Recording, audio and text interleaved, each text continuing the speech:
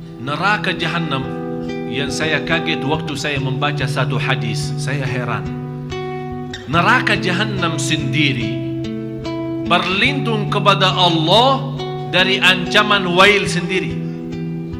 Padahal wail di mana? Di dalam neraka. Panasnya 7 kali lipat daripada api neraka sendiri. Ini ruang VIP. Ini bagi orang salat yang sahun, yang sebagaimana saya jelasin sifatnya. Bapak Ibu, bagaimana orang muslim tapi tidak salat?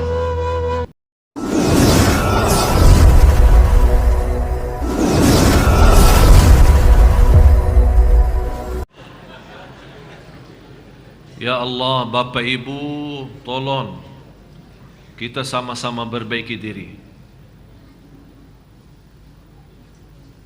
Sabar atas hawa nafsu. Inilah perjuangan. Nafsu kita tidak mau selain jadi masbuk. Nafsu kita tidak mau di saf pertama.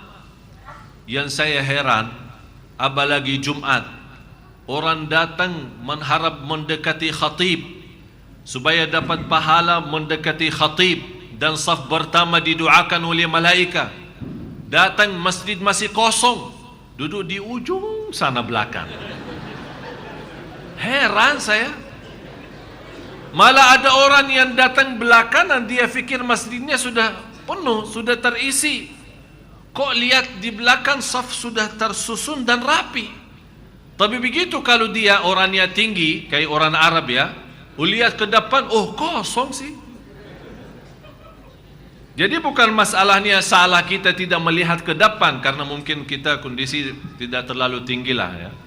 Jadi lain kali Bapak Ibu kalau masuk masjid pas hari Jumat, Anda melihat masjidnya di saf belakang lagi sudah terisi, jangan Anda berfikir masih sudah penuh, tinggal Anda loncat-loncat aja, lihat dalam pandangan mata sejauh, oh ternyata kosong di dalam, tinggal minta maju. Dan ini juga tugas para khatib. Begitu khatib naik mimbar, melihat banyak saf-saf yang kosong, tidak apa-apa, khatib berbicara sama makmum, tapi makmum tidak boleh berbicara.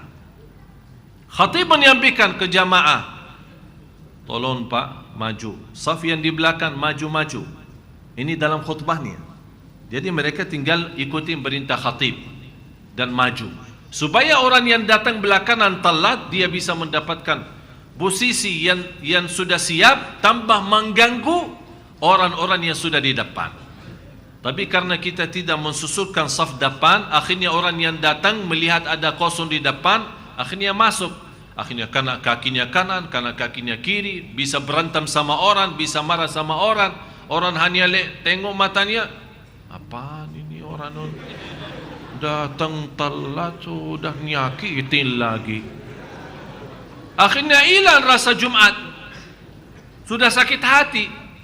Malah Rasul melarang kita melewati orang banyak lagi di saf-saf. Oleh karena itu jamaah sekalian, hal-hal seperti ini harus kita sama-sama perbaiki. Ini perlu perjuangan seperti ini. Saya yakin Bapak Ibu suka yang baik, suka berbuat baik. Tapi saya harap sama-sama 2013 menuju kepada yang lebih baik. Lebih baik dalam segala ucapan kita, pandangan kita, ibadah kita, majlis kita menjadi lebih sopan, lebih sederhana dalam kehidupannya, lebih halus, lebih tulus, lebih ikhlas, semua jadi lebih baik. Kalau bisa mempunyai segala amalan kebaikan itu puncaknya, sudah tidak ada lebih daripada itu. Jangan melihat orang tunjukkan yang lebih baik, dan jangan Anda kalah sama orang lain, sama-sama baik. Anda berusaha, wa fi dzalika falyatanafasil mutanafisun, sama-sama berlomba-lomba untuk mendapat yang lebih baik di sisi Allah Subhanahu wa taala. Sabar yang ketiga atas ujian dan takdir.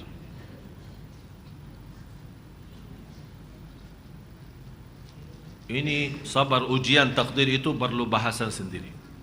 Dan di sini bukan bahasan saya soal sabar, titiknya apa, tapi ujung bahasan saya ini mau masuk kepada perintah yang kedua, Ista'inu bis sabri was salah. Suratul Baqarah ayat 153.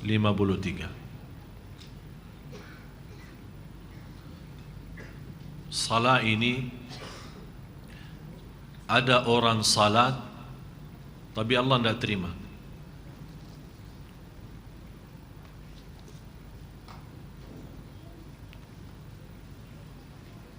Kira-kira kita sudah berapa tahun salat?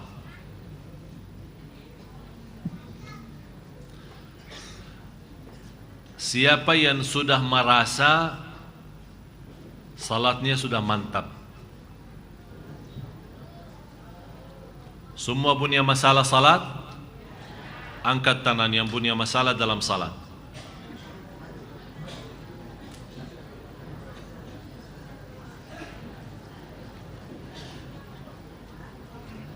Rasulullah sallallahu alaihi wasallam bersabda, "Man shalla 40 yawman la tafutuhu takbiratul ihram, kutibat lahu bara'atan, bara'atun minan nifaq wa bara'atun minan nar." Barang siapa yang salat 200 salat, artinya 40 hari berturut-turut. 40 hari, bukan 40 salat. Beda hadisnya. 40 salat pas umrah kan ada hadisnya 40. Jamaah Indonesia bilang 40. Tahu 40? Maksudnya 40 salat 8 hari. Tapi kalau ini hadisnya beda. Hadis diriwayatkan Imam Tirmizi. Barang siapa yang salat selama 40 hari, 40 kali 5 waktu salat berapa? 200 berturut-turut. Tidak pernah tertinggal takbiratul ihram.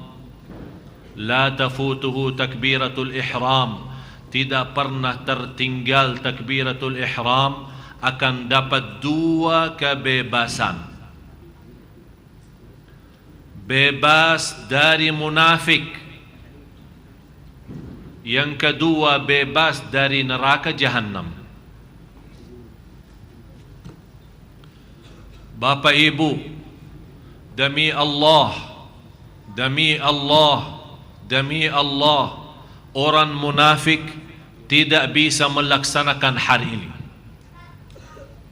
Orang munafik biarpun dia salat, Allah sudah jelaskan orang munafik pun salat.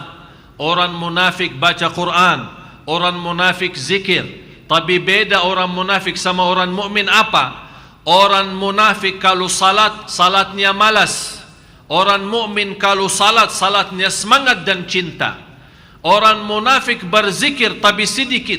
Orang mukmin berzikir tapi banyak sekali, tidak ada batasnya. Itu beda. Oleh karena itu Allah berintahkan saat memanggil dalam sifat iman, ya ayyuhalladzina amanu uzkurullaha dzikran katsira. Hei orang beriman, berzikirlah kepada Allah sebanyak-banyaknya. Demi Allah, orang munafik tidak bisa banyak zikir. Orang munafik tidak bisa salat kecuali malas. Apalagi mau jaga takbirah pertama. Oleh karena itu Bapak Ibu, kalau anda mau tahu diri mukmin atau munafik, periksa bagaimana respon anda dalam hal takbirah pertama.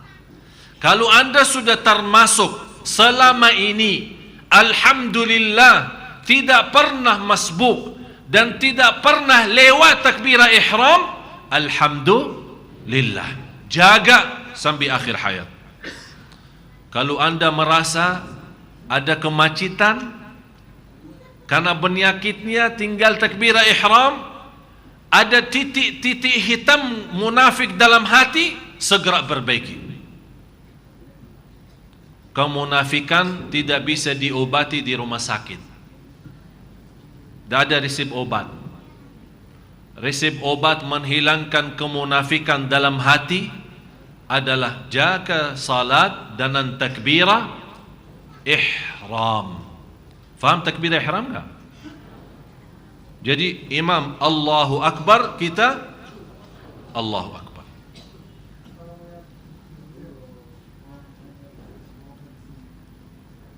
Bermacam manusia 5 dalam hal salat. Saya minta Bapak Ibu perhatiannya. Kira-kira kita di antara yang mana dalam 5 golongan dalam hal salat? Yang pertama, orang salat tapi disiksa oleh Allah.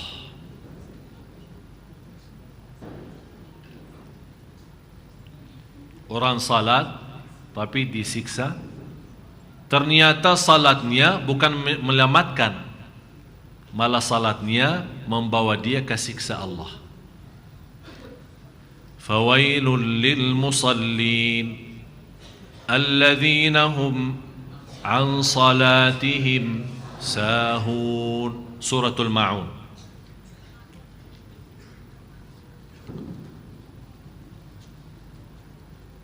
Surah 107 ayat 4 sama 5. Saya begitu membaca ayat ini, sebenarnya saya bersyukur, walaupun ada rasa takut. Bersyukur kenapa? Karena di sini Allah sebutkan alladzina hum an salatihim sahun, bukan fi salatihim sahun. Iman beda jauh. Kalau Allah bawakan fi, fawailul lil musallin alladzina hum fi salatihim sahun, berarti kita semua termasuk saya masuk dalam ancaman ini. Maksudnya apa fi? Alladzina hum fi salatihim sahun, yang lalai dalam salat akan disiksa oleh Allah. Pertanyaan saya, kita lalai dalam salat enggak?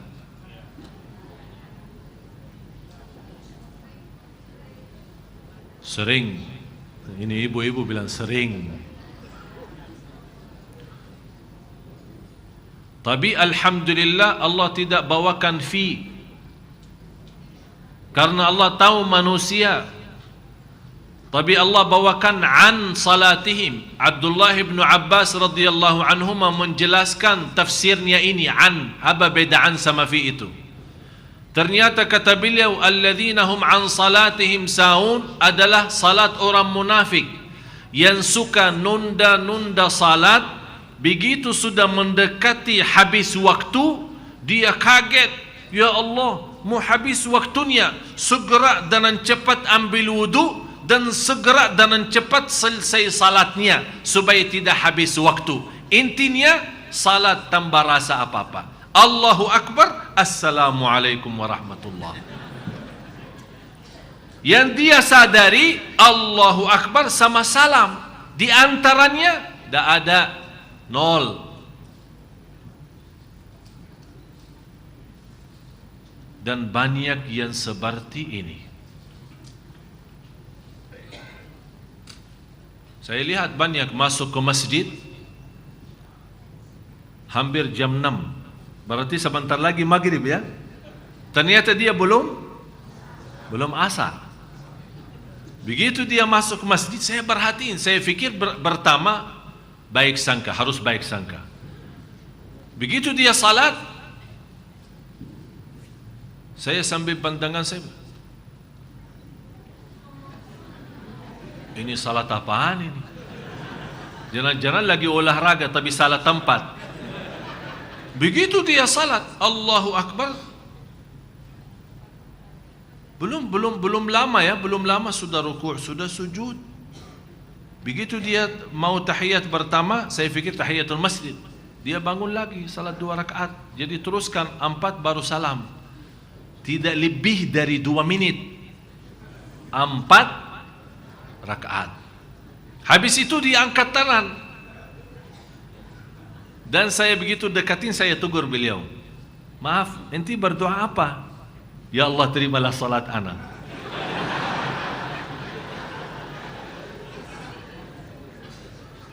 Malu. Kita malu sama Allah kalau kita punya salat seperti ini. Kata Imam Ibn Qayyim rahimahullah, kalau anda belum bisa salat yang cocok bagi Allah, carilah Tuhan yang lain yang sesuai salat kita. Betul kata Imam Ibn Qayyim. Ini berkata Imam Qayyim 400-600 tahun lalu dia ngomong seperti ini.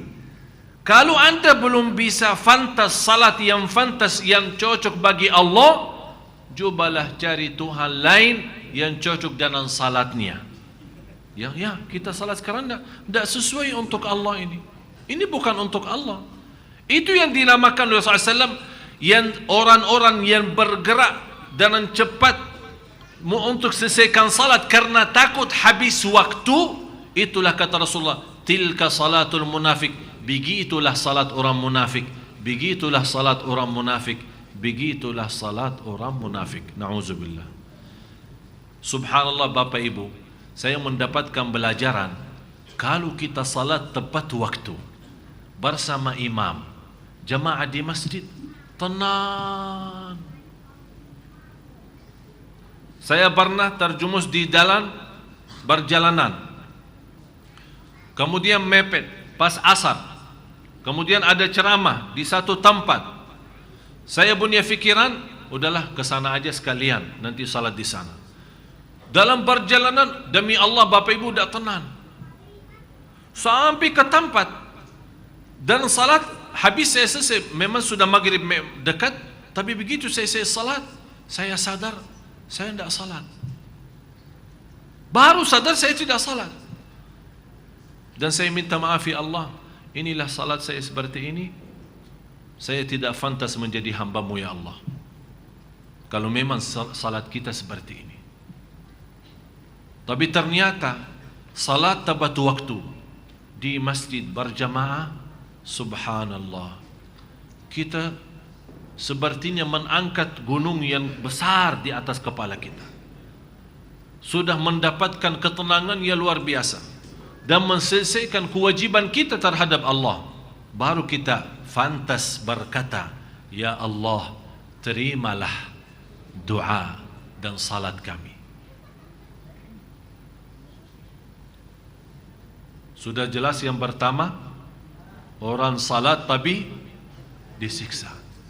Apa artinya fawailul lil musallin? Artinya? Kalau di dalam bahasa Indonesia, artinya celaka bagi orang salat.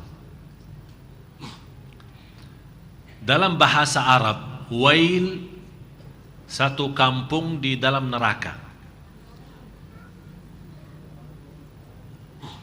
Istilah lain satu desa. Tahu desa? Satu kecamatan ya. Di dalam api neraka sendiri. Kepala kampungnya ada juga. Di sana ada kepala kampung, kepala desa. Fir'aun. Wakil kepala Haman. Ada juga orang yang terkenal di sana, Qarun. Ini mereka ditempatkan di sana. Tempat itu khususan VIP. Untuk siapa? Fawailun lil musallin alladzina hum an salatihim sahun. Neraka Jahannam yang saya kaget waktu saya membaca satu hadis, saya heran. Neraka Jahannam sendiri berlindung kepada Allah dari ancaman wail sendiri. Padahal wail di mana? Di dalam neraka.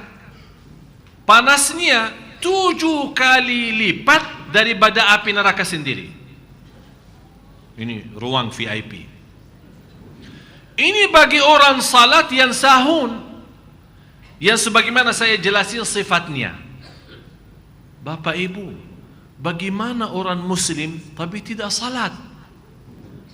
Kalau orang yang salat tapi salatnya ya selalu tidak tepat waktu, suka gabungkan tanpa alasan, Sebentar mau habis ini masuk ke ini, ketiduran salat subuhnya, tapi dia tetap jaga. Ini sudah termasuk dalam ancaman ini. Bagaimana orang yang tidak salat sama sekali? Na'udzubillah.